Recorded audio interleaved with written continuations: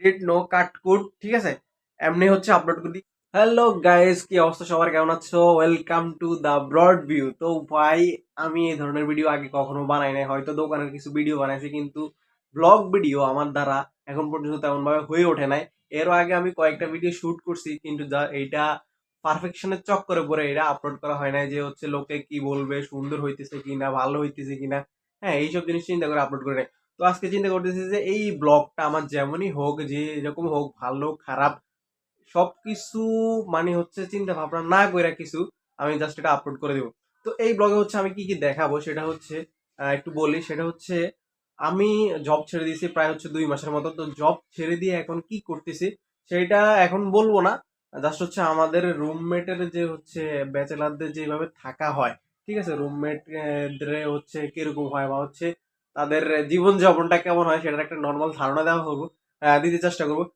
পাশাপাশি কিন্তু একটা বিজনেস আইডিয়া মানে দিব আর কি, যেটা হচ্ছে বিজনেস আইডিয়া বলতে যেটা আমাদের ম্যাচ মালিক করতেছে সেই জিনিসটা হচ্ছে আজকে দেখানোর চেষ্টা করব। সংক্ষেপে বলবো, এটা হচ্ছে এই হচ্ছে আমাদের রুম, ঠিক আছে, this is our room, bachelor room. এইটা হচ্ছে আমার বেড, এখানে হচ্ছে একটা কম্বল আছে, আর হচ্ছে আমাদের রুমমেট থেকে নেওয়া একটা কাঁথা আছে, ঠিক আছে। এটা হচ্ছে রুমমেটের টেবিল।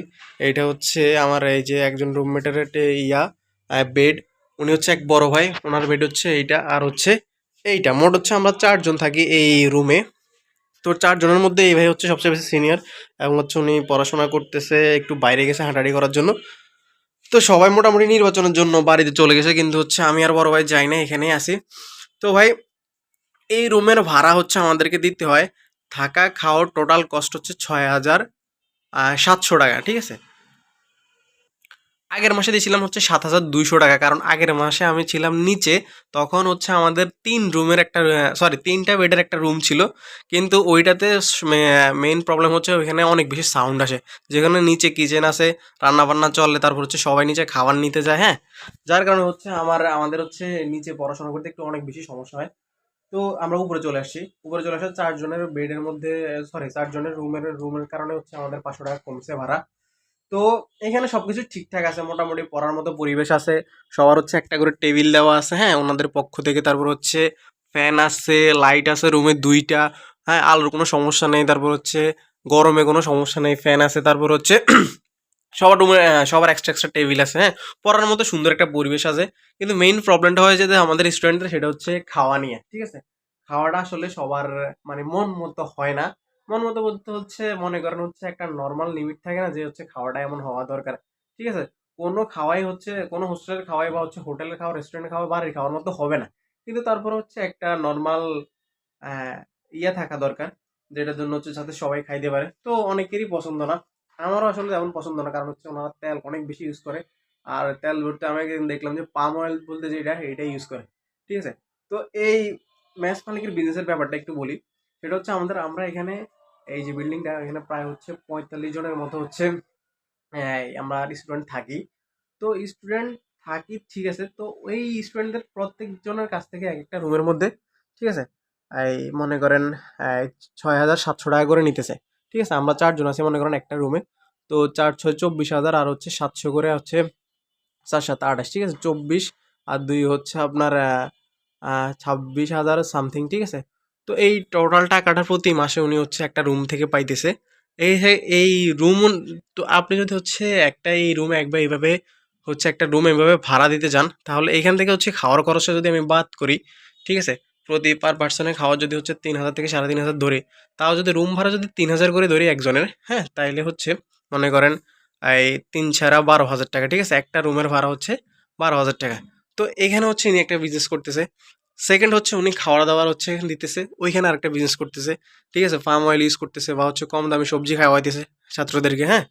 তো এইভাবে তিনি হচ্ছে ওনার বিজনেসটা করতেছে। এরপরে হচ্ছে আরেকটা বিষয় বলি, সেটা হচ্ছে উনি কিন্তু এই পুরো বিল্ডিংটা ভাড়া নিয়ে নিছে, ঠিক আছে।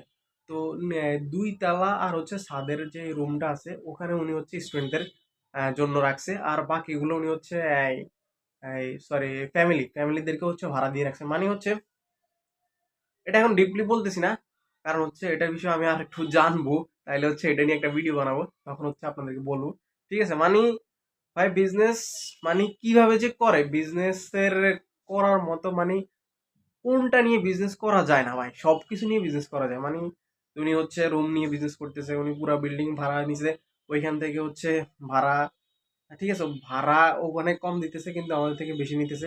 এখানে একটা বিজনেস হচ্ছে খাওয়া হচ্ছে নিম্নমানের খাওয়াচ্ছে কিন্তু আমাদের থেকে টাকা নিতেছে, ঠিক আছে, বিজনেস করছে। তো বিজনেসের ভিতরে কিন্তু আবার হচ্ছে রকম আছে, কেউ হচ্ছে মানুষকে ঠকায় বিজনেস করে, কেউ হচ্ছে মানুষকে তার প্রাপ্য জিনিসটা দিয়ে বিজনেস করে, ঠিক আছে। আমরা বিজনেস বলতে কি বুঝি ভাই? মনে করেন হচ্ছে আপনি এক কাপ চা বানাইতে গেছেন, তখন আপনার এক্সট্রা করে গ্যাস খরচ করা লাগতেছে, এক্সট্রা করে চিনি আনা লাগতেছে, এক্সট্রা করে নিজে পরিশ্রম করা লাগতেছে, ঠিক আছে। সবকিছু আপনি এক্সট্রা এক্সট্রা এক্সট্রা করতে করতে যখন আপনার নিজের একটা এক কাপ চায়ের দাম আপনি যদি যখন নিজে বানাবেন, তখন সেইটার খরচ গিয়ে দাঁড়াবে প্রায় হচ্ছে 20-25 টাকা বা হচ্ছে এর থেকেও বেশি। তখন আপনি জাস্ট চিন্তা করবেন কি, তখন আমি ঠিক আছে, ওকে, তো পাড়ার দোকান থেকে 10 টাকা দিয়ে একটা চা খেয়ে চলে আসি, তাইলে হচ্ছে আমার এত মানি প্যারা নাই, ঠিক আছে। তো ওইখানে ওই লোক কিন্তু আপনাকে 10 টাকা দিয়ে চা যে বিক্রি করতেছে, ওনার কিন্তু লাভ হইতেছে। আপনি যে খাইতেছেন, তাও আপনারও কিন্তু লাভ হচ্ছে যে আপনার এক্সট্রা এফোর্ট লাগতেছে না, আপনি নিজে তৈরি করা লাগতেছে না, ঠিক আছে, সবকিছু আপনি পেয়ে যাচ্ছেন। তো এইটাকে বলে বিজনেস। কিন্তু ভাই অনেক জায়গায় হচ্ছে মানুষকে ঠকানো হয়, ওভার দাম নেওয়া হয় ভাই, এটারে আসলে কোনোভাবে বিজনেস বলা যায় না, ঠিক আছে। তো এইটা ছিল আমার ফার্স্ট দিনের ব্লগ। যেমন হয়েছে, যেভাবে হয়েছে, নো এডিট, নো কাট কুট, ঠিক আছে, এমনি হচ্ছে আপলোড দিয়ে দেবো। হচ্ছে বাকি ব্লগ সামনে আসবে এবং হচ্ছে এরকম ব্লগ আরো বানাতে থাকবো আশা করি। তো দরকার হচ্ছে আপনাদের সাপোর্ট এবং হচ্ছে কমেন্ট, কোন জায়গাতে হচ্ছে আমাকে উন্নত করা দরকার বা হচ্ছে ভালো করা দরকার, সেই বিষয়ে পরামর্শ দিবেন অবশ্যই। থ্যাংক ইউ, আজকে এই পর্যন্তই। Subscribe the Broad View YouTube channel, okay.